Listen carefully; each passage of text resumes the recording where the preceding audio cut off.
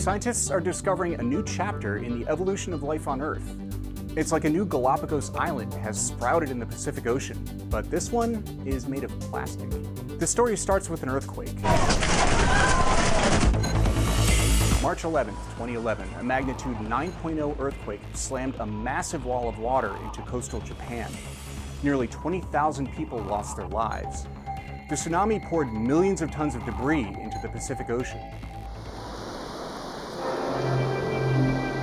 15 months later, a mysterious floating slab washed up on a beach in the U.S. state of Oregon. It soon developed very quickly that this dock was from Misawa, Japan, and that was facilitated by the fact there was a large plaque that said, "I'm from Misawa." That's Jim Carlton, a marine scientist at Williams College. He says the dock had crossed more than 6,000 kilometers of open ocean. It arrived covered with sea life not normally seen beyond the Japanese coast. We recovered about 120 living species from Japan off that dock that had been drifting for 14 and a half months. Barnacles, worms, anemones, all on the wrong side of the Pacific Ocean. This is not supposed to happen. To a coastal creature, the open ocean is like a desert. It's harsh, it's barren, there's not much to eat. Really a very different environment, chemically, biologically, ecologically. The argument would be, don't bother trying to plant redwood trees in the desert. It's just not going to happen. And so I was quite clear that species from the coastal zone that got carried out into the open ocean, it was pretty much a one-way trip because they could simply not survive out there. And yet, here they were.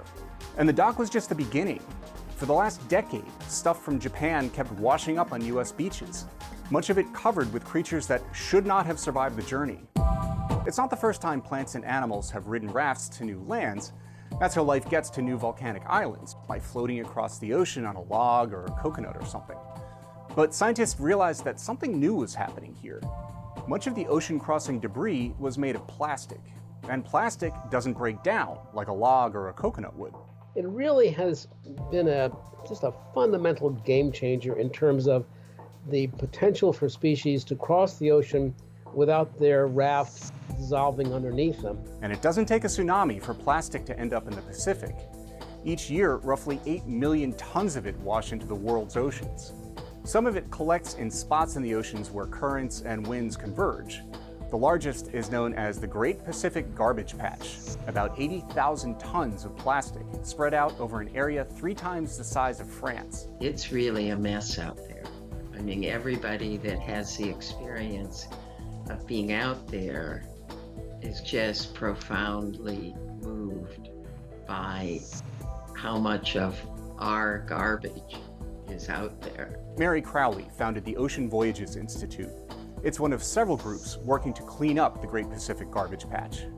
Crowley says it's not a solid mass of trash out there. Most of the time, it's a bunch of garbage here, and then some over here, and then some 50 miles away, and it's really very spread out. But there's enough of it that scientists wondered if these plastic raft riders from the coast were making themselves at home there.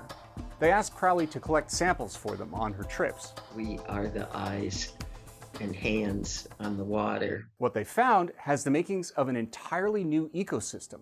They found plastic debris covered with plants and animals that they never would have expected to find in the open ocean, like a kind of sea anemone from coastal Asia. We found a lot of them. We found a lot of these anemones. Lindsay Harum studied the plastic passengers. She says these coastal anemones were living alongside and occasionally eating native open ocean creatures that they never would have encountered before. They're definitely able to take advantage of the situation. So yeah, I love those little guys. From an ecological perspective, it's really interesting. We're messing things around quite brilliantly. Isabelle Cote says that all that human trash is not just a new habitat, it's created conditions for those coastal species to evolve into entirely new species. I think over time we'll probably start seeing divergence from the coastal populations because the pressures that these individuals are under are quite different. Like Darwin's finches on the Galapagos Islands, the world's garbage patches may give birth to new life forms. Who knows? I mean, just like you see a lot of speciation on islands, these plastic rafts are essentially little islands, and they're going to be long-term islands because that plastic degrades so slowly. To be clear, plastic in the oceans is a huge problem. Animals eat it and starve to death. Plastic rafts may carry invasive species to new shores, a problem that already costs billions of dollars every year. And scientists are finding microplastics everywhere on Earth, and we have no idea how they're affecting ecosystems. But life has always found a way to take advantage of new conditions. Who knows what new creatures will rise from the trash humans are leaving behind? It's going to happen over a longer time scale than I'll be alive for, but I'd love to have a peek 100 years from now and see what happens. The plastic we created is killing some creatures, but others are making themselves at home on it. Many experts argue that we're living in the Anthropocene, a period where humans are the dominant force on the environment. As with every period in geologic time, Earth will never be the same.